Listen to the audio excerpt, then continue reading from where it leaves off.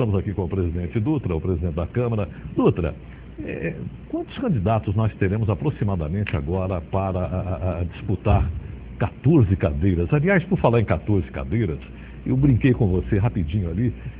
Você não foi favorável ao aumento para 21 cadeiras. Dutra, são só mais 7 vereadores. Aí você me falou o que lá fora? Vamos lá, vamos por etapas, né? Vamos por etapas. Quando você vai prestar um concurso, seja um concurso público, em que tem um maior número de vagas, você corre o risco de fazer uma seleção não daquelas pessoas melhores selecionadas. Assim também é o número de cadeiras na Câmara. Quanto maior número de cadeiras você tiver, pior será a seleção. Quanto menor número, você certamente vai pegar aqueles mais qualificados, aqueles que estão mais preparados, porque vai precisar de um maior número de votos, e esses vão realmente fazer a representatividade que o povo busca e procura. Eleger vereador com votos de síndico de prédio não deve nem entrar na política. Dutra, mas a despesa ia aumentar muito? Quando no complemento, então é isso. Aumentaria os gastos com mais 7 vereadores, que o salário pode chegar agora até o teto de R$12.000, pode chegar, ainda deve ser votado, não quer dizer que vai ser isso. Ainda com mais 91 assessores parlamentares, gastos de gabinetes e outros gastos que tem na Câmara. Resumindo, seria um impacto na folha de pagamento de 350 mil a 400 mil mês. Eles falam que nós fizemos a proposta, do 10º, tal. Veja bem, vou falar sobre isso. Quando nós fizemos essas contas e pedimos aos vereadores que pudessem reduzir, então, as verbas de gabinete, para que pudesse ter um equilíbrio de fomentar ainda mais a democracia, para que outros pudessem participar no exercício democrático de direito de sair candidato, houve uma resistência e não quiseram reduzir. Portanto, na nossa consciência pesou muito, como também de 8 vereadores que votaram juntamente conosco para que continuasse o número de 14 cadeiras. E se você perguntar para a população, a grande maioria vai te dizer que não quer o aumento de número de cadeiras. Não só atendendo à vontade popular, mas vendo também as condições e o impacto que iria trazer na folha de pagamento da Câmara, que tornaria praticamente inviável, que nós teríamos aí gastos só apenas com assessoria parlamentar e gastos com recursos humanos e com vereadores, e não é assim que eu penso que o dinheiro público deve ser aplicado. A Câmara pode gastar até 70% com o pessoal. Mais do que isso, foge os princípios da lei. Dutra, mas não seriam 21 pessoas olhando, vigiando o executivo, legislando? Na sua opinião, o número 14, esse número de vereadores atende bem a cidade? Quando você tem aqui na sua empresa o número de pessoas que possa atender à demanda do trabalho, se você tiver pessoas com capacidade, com eficiência, eu digo para você que às vezes substitui até 10. Se nós soubermos escolher bem os nossos representantes, que tenham o perfil, que tenha a capacidade, que tenha o despreendimento e o conhecimento para poder legislar, para poder fiscalizar e gerir os recursos públicos, o que vai mandar não é o número de quantidade, mas a qualidade daquele que o povo deve escolher para bem representá-lo. E aí está, diria para você, na responsabilidade daquele que irá escolher os seus representantes. Esse Dutra é danado, ele não tem um jeito de você pegar, ele sempre tem uma resposta. Parabéns, viu, Dutra? Você nasceu para ser político mesmo, viu, Danado? Porque o uso do cachimbo é que entorta a boca, entorta a boca, né? Então, aos poucos vai se assustando. Mas o que você falou realmente está embasado em verdades. Mas em verdades. Minha querida Elvia, uma honra muito grande. Já já a gente vai começar a atender. A Marcela está almoçando, está demorando um pouquinho. O Arlindo, segura um pouquinho aqui para mim a primeira pergunta, que a pessoa já ligou, porque o Dutra é muito querido e muita gente está ligando. Você é mais querido, como é que é a sua relação com o seu eleitorado? Porque eles falam que você é muito sério, Dutra. Muito durão na queda. Não, Sarquis. Eu gostaria de ser um homem muito sorridente, eu gostaria de estar muito aberto, e eu tenho um coração muito aberto. E a gente sabe disso. E quando você fala, até me emociona. Só para você ver que eu não sou esse cara tão turrão como possa se imaginar. Por outro lado, às vezes é o seguinte, você tem que ter responsabilidade naquilo que você se propõe a fazer. E a condução numa cadeira de vereador, uma condução na presidência da Câmara aumenta ainda mais a nossa responsabilidade. Exato. Então, por isso, eu diria para você, quero estar no final do ano, independente de, agora nessa reeleição que nós vamos participar, se está eleito ou não, mas chegar dia 31 de dezembro e dizer: fiz o meu trabalho, fiz a minha parte, estou com a consciência e com o dever cumprido. Muito bem. Elvia, nós já liberamos o telefone a partir de agora. Eu acho que já tem alguém, Marcela, rapidinho, olhando, conferindo, 33170500. Amanhã a gente vai sortear 2 kits do café do produtor, o melhor café do Brasil, ok? Minha querida Elvia. Boa tarde, Sarquis. Boa tarde, presidente. O seu partido, o PDT, realiza a convenção hoje à noite e já delegou apoio ao candidato do PSDB, Farrim Salman. O que se pode esperar, presidente, da comissão de hoje? De que forma o PDT vem trabalhando para conseguir a chamada dobradinha PSDB-PDT? Veja bem, nós estamos participando efetivamente das transações políticas que vem ocorrendo no nosso município. Eu penso que o exercício da democracia nessas eleições estão mais acirrados do que nos anteriores, mas isso para o exercício democrático de direito é salutar. É bom que isso ocorra.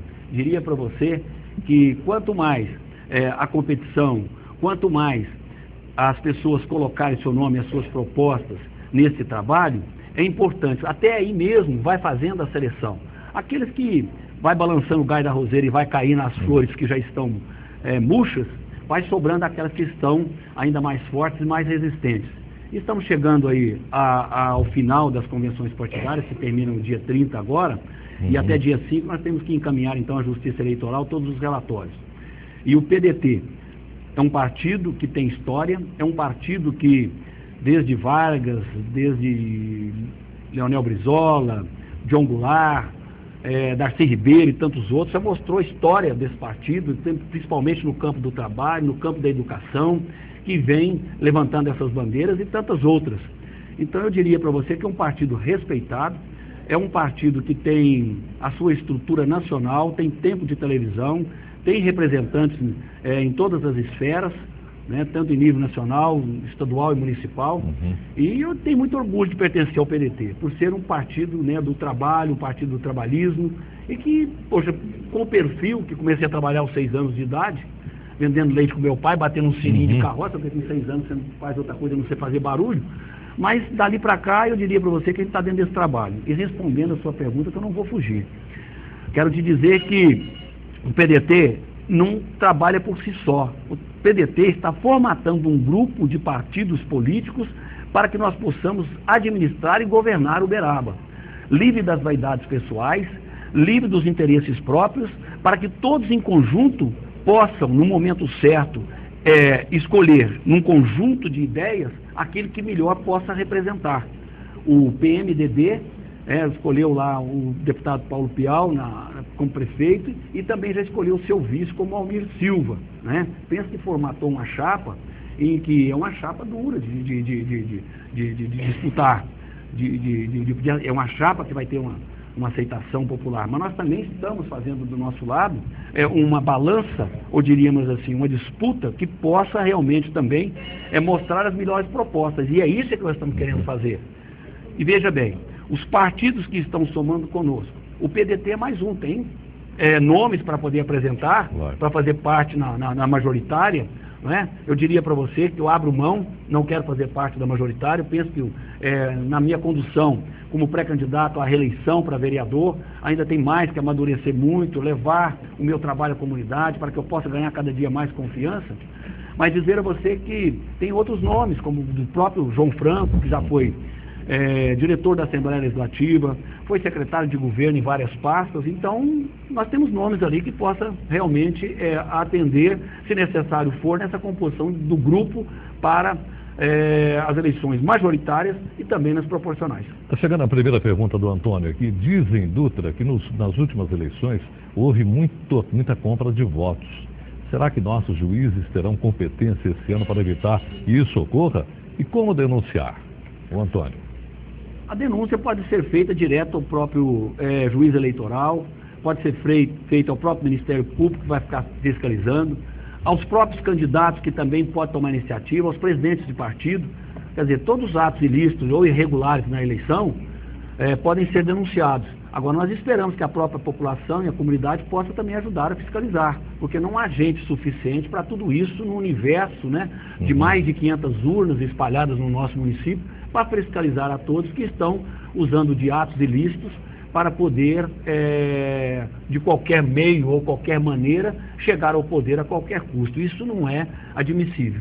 O sistema democrático nós temos que deixar livre a cada um dos eleitores para que eles possam realmente escolher os seus representantes. Você esperava, assim, como um homem público de muita experiência, você esperava que o Lerim fosse realmente candidato também?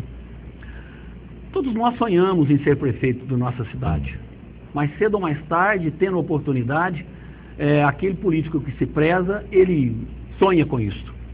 E o Lerim colocou o nome dele à disposição. Eu penso que sou amigo dele, companheiro dele. Ele teve aí uma votação expressiva para deputado estadual dentro do nosso município de Uberaba. É uma pessoa muito querida e está no seu primeiro mandato como deputado estadual. E eu penso que o Lerim vem para já começar a fazer a sua marca, né? Pode até surpreender e está eleito também prefeito da nossa cidade. Mas se você vê na construção da política em Uberaba, é difícil você ganhar uma eleição numa primeira vez que se arrisca. Me parece que isso aí é como se colocar um tijolo sobre tijolo e for construindo, né, um castelo. E eu penso que aquele que não se arrisca, não se atira, não deve nem sair de casa, deve ficar debaixo da cama. O que você acha do pensamento do Tião Silva de que não se deve votar em quem tem mandato? Uma opinião sincera, Dutra, a gente sabe que você é sincero. Eu penso que a gente tem que votar em quem tem capacidade para administrar. Ok. Já respondeu, já disse tudo, Elvia? Bom, presidente, eu até gostaria de continuar nessa seara política sobre a questão da composição feminina da chapa de vereadores, mas eu não posso me furtar a perguntar: o senhor já recebeu o relatório da SEI da Saúde há mais ou menos 3 dias e deve apresentá-lo no plenário na próxima semana. Do que é possível externar, presidente, há realmente motivos para uma possível denúncia desse relatório, um encaminhamento, vamos dizer assim, para o Ministério Público e o Tribunal de Contas do Estado? Veja bem, eu vou falar primeiro da composição feminina que você perguntou, né, nas chapas proporcionais e até mesmo na majoritária. Eu penso que a mulher hoje é a bola da vez, sabe? Ela está dentro do seu espaço, está ocupando o seu espaço, procurando cada dia mais a sua representatividade. Você vê nos bancos de escola, você vê nas universidades, e as mulheres estão dando um show nos homens, né, principalmente na parte intelectual. E agora, com a obrigatoriedade de que tenha 30% dos candidatos, principalmente na proporcional, de ambos os sexos, que no caso a gente vai falar das mulheres, que em menor número, um partido, para poder lançar os seus candidatos, se for carreira solo ou se não fizer coligação, ele tem que lançar 14 homens e 7 mulheres. Se não tiver esse número de mulheres, vai ser proporcional ao número de homens. E se for numa coligação, terá obrigatoriamente que lançar 19 candidatos homens e 9 mulheres.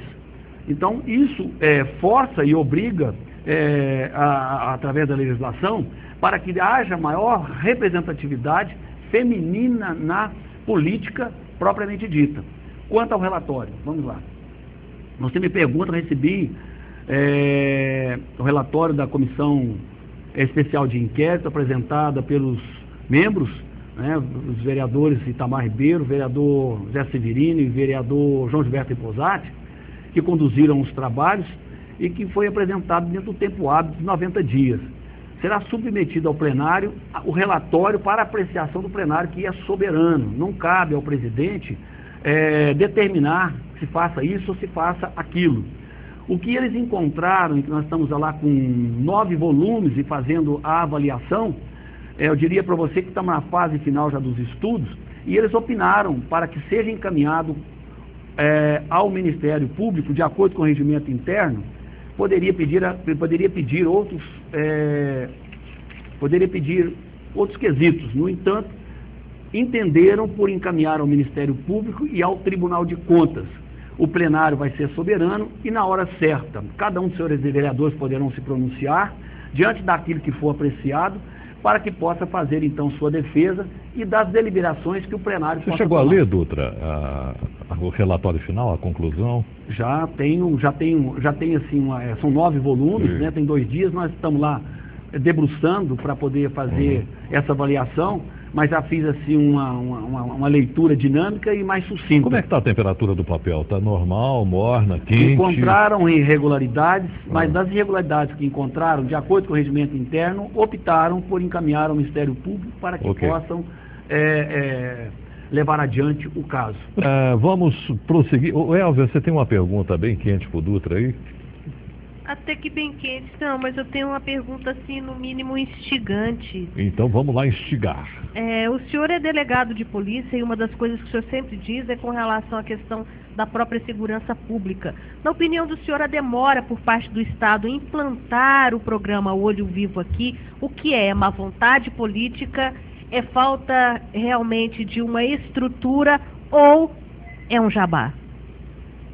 Olha, é um grande sonho nosso termos aqui o Olho Vivo, ter aqui o PPI, que é o Posto de Polícia Integrada, que é o IML, junto com a Polícia Técnica, é a construção da sede da Regional, tantas outras propostas que nós fizemos junto ao governo do Estado, que ainda não saíram. Eu penso que o governo do Estado deve ter outras prioridades, se não essas, como no caso, fazendo obras na grande capital mineira, fazendo obras em outros municípios, e talvez ele relegou o município de Uberaba a segundo plano. Eu espero que ele possa vir e construir essas obras tão sonhadas por todos nós, reivindicadas por todos nós. Falta de pedir, falta de estar junto com o governo, não é. Em todas as secretarias, inclusive semana passada estive lá, e a informação que eu tenho é que a construção do PPI vai ser colocada a verba de orçamento de 3 milhões para a construção do espaço físico e também de equipamentos. E esperamos que com esses recursos possamos então aí avançar e construir também o projeto Olho Vivo, que vai trazer mais segurança para a população.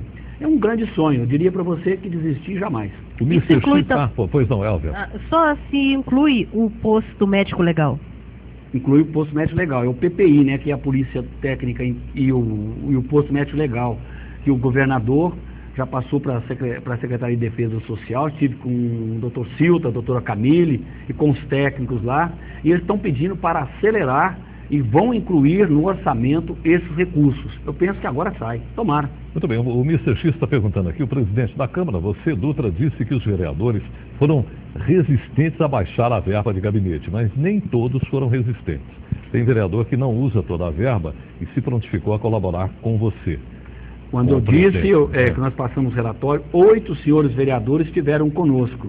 Me permita não citar os nomes, porque eu não trago aqui de memória para não correr o risco de errar. Okay. Mas 8 senhores vereadores, a maioria ficaram conosco no relatório, ou melhor, no projeto que foi reprovado pelo plenário para aumentar o número de cadeiras. Então esses 8 vereadores, que é a grande maioria, ou a maioria absoluta, entenderam que o impacto na folha de pagamento ia causar transtornos irreparáveis.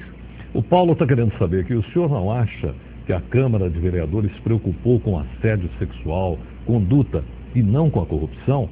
E esses mesmos vereadores não estão distantes da população que os elegeu? Que nota o senhor daria para a legislação atual, os legisladores? Eu posso dizer a você que não é a das piores legislaturas se comparada com outras anteriores, mas também não seja a melhor. Mas quando você não tem o melhor, você espera pelo pior e aceita o que tem. Elvinha, o Flávio está pedindo para você comentar. O eleitor que vende o seu voto geralmente vale menos do que recebeu por ele. Você e o Dutra, concorda? Na verdade, quem vende o próprio voto trai a si mesmo e vende a própria consciência. Abaixo da crítica. Péssimo.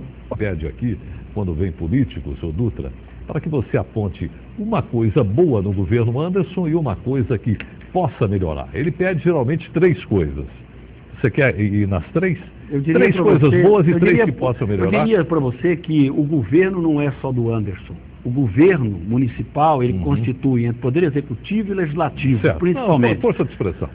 Mas não é só a força de expressão, nós temos que começar a mudar. Nós temos que começar a mudar para saber que também a Câmara de Vereadores aprova todos os projetos e ela tem também uma participação efetiva em todas as transformações e em todo o desenvolvimento do nosso município. Correto. Então nós queremos aqui também valorizar o poder legislativo, que é relegado a segundo plano, e que não é.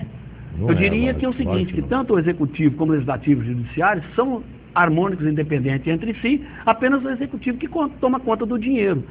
Ora, Quando você diz que o salário de vereador às vezes é muito, Elvia, eu quero aqui fazer uma colocação. Antes mesmo de responder a pergunta que você me fez, eu não vou esquecer. Vou ser rápido porque eu sei do tempo. Mas quando você fala que o vereador às vezes pode ganhar muito, se você comparar com o salário de um juiz, que é de 25 mil reais, um salário de um promotor, que é de 20 a 25 também, um prefeito de 20 mil reais, ora, são 3 poderes constituídos. Ora, o que eu entendo é que nós temos que escolher bem os nossos representantes para que possam fazer do voto o resultado que a comunidade espera. Então, quando nós procuramos escolher bem os nossos representantes, com as propostas que ele tem para oferecer, é que importa. Uma Câmara, às vezes, mal qualificada, às vezes um ou outro pode até não estar fazendo jus àquilo que recebe, mas ele não está fazendo jus àquilo que recebe, não por ele, por aquilo que o elegeu. Então isso nós temos que deixar bem claro. Agora vou passar a resposta do Sarquismo, logo em seguida passa a sua. Quanto a 3, eu penso que 3 grandes obras. Primeiro, o projeto Água Viva, que nós vamos acabar com as enchentes no centro da cidade. Nós trouxemos para cá e já está sacramentado o nosso gasoduto. E agora, você quer melhor do que uma ZPE, uma zona de processamento e exportação, que vai transformar o nosso município, sabe, ao longo desses 20 anos, no dobro da população e trazendo aqui mais geração de emprego e renda com desenvolvimento qualificado? Agora, 3 que poderão melhorar. 3 poderão melhorar, trazer mais indústrias. Nós podemos trazer aqui indústrias que seja da China, seja da Coreia, seja dos países aí que estão em desenvolvimento, seja do Japão, seja dos Estados Unidos, de onde for, nós temos que ir em busca. A verdade é que nós temos que ir em busca para trazer empresas, nós temos que trazer obras estruturantes, nós temos alguns viadutos que nós temos que fazer em Uberaba, na Praia de Ed Bernardes, na Oswaldo Cruz, nós temos agora o da Claricinda, que já está em andamento, a obra já fica pronta em 8 meses, que eu acho que ali foi um grande ganho, e aí eu tenho a participação direta, inclusive no parcelamento do solo do Jardim Belo Horizonte, que foi um grande desafio quando eu estava na presidência da Coagra, mas são muitas outras. Dizer para você o seguinte, que o Anderson tem as suas qualidades, que é um homem trabalhador e que fez muito por Uberaba. Tem seu lado intransigente que todos nós conhecemos. Agora, cabe a ele saber, sabe, como deve conduzir. Se ele pensa que é desse jeito que ele deve estar... O Lula pediu para ele apoiar o Adelmo. Ele vai apoiar? Eu penso que o Anderson deve muito ao governo federal. O governo federal colocou em Uberaba em torno de 90% das verbas que vieram de fora. Então, portanto, é uma forma de gratidão. Ok, o Antônio quer saber aqui, Elvinha, hoje eu não estou te passando as perguntas pela distância física, mas o Antônio quer saber aqui, a Prefeitura mandou 80 funcionários embora da Secretaria do Horto, por ordem da primeira-dama, porque os vereadores não interferiram. Deve ser funcionários contratados que, quando vence o contrato, que é um máximo de 4 anos, não tem como renovar. Então, talvez seja esse, porque o funcionário efetivo, para ser mandado embora, tem que ter um processo legal e é muito difícil. Bom, eu gostaria, presidente, que o senhor comentasse uma frase de Oscar Niemeyer, de 104 anos, que disse o seguinte, que quando ele projetou Brasília, ele imaginou um lindo vaso de flores, mas a qualidade dos políticos que lá estão transformaram esse vaso em pinico, e se ele soubesse disso, ele teria projetado a cidade não em forma de avião, mas de camburão. Eu lhe pergunto, quando o senhor se aproxima de um eleitor, ante ao descrédito da classe política, qual o argumento que o senhor utiliza para pedir o voto do cidadão? Eu diria para você que é muito triste, né, quando o Oscar Niemeyer, na sua idade, pensa dessa forma. Eu também fico tão triste quanto ele. Eu penso que Brasília hoje é um grande ventilador que está semeando coisas podres para esse Brasil como um todo. Virou uma grande epidemia, a tal chamada corrupção. Tem pessoas que pensam que vão levar desse mundo para a cova tudo aquilo dos bens materiais que vão adquirir, além daquilo que é necessário para poder viver ou sobreviver. Portanto, nós precisamos sim de ter uma grande conscientização na hora de votar, e o próprio cidadão poder conhecer o passado de cada uma das pessoas, porque você conhece uma pessoa não no olhar e às vezes no falar, mas o que ela foi ao longo de sua vida. Então, portanto, nós estamos aí gatinhando no sistema democrático, uma educação ainda que é no meu entendimento, uma das piores da América Latina, e que deve se investir mais na educação, para que nós possamos ter mais uma conscientização da própria população, de saber escolher ou separar o joio do trigo, para que isso não continue sendo moda. O que a gente está vendo aí é uma moda. Então a gente vê no entorno de Brasília, você vê um centro muito bonito, mas no entorno de Brasília você vê aquelas favelas, com aquela grande extensão de terra, pessoas simples, pessoas carentes, ali passando miséria, fome, e outras às vezes pegando aquele dinheiro que era para aplicar no social, que era para aplicar nessas pessoas, fazendo mau uso, a malversação do dinheiro público. Esses homens têm que estar na cadeia. Se não puder ficar na cadeia, que mande-os para um paredão. O Edilson quer saber, se você não fosse o presidente da Câmara, você seria candidato a prefeito? Eu penso que não é meu momento. O Adilson está dizendo aqui, como você manteve as 14 cadeiras, ninguém vai querer coligar com você, é isso mesmo? Você quer comentar rapidinho? Pode, vamos comentar. Aí eu digo para você que é no chacoalhar do caminhão que as melancias se ajeitam. Então diria para você o seguinte... Você tem umas frases boas, viu? Umas tiradas boas. Vamos lá. Vinha, tem mais uma aí, meu anjo? Vamos lá.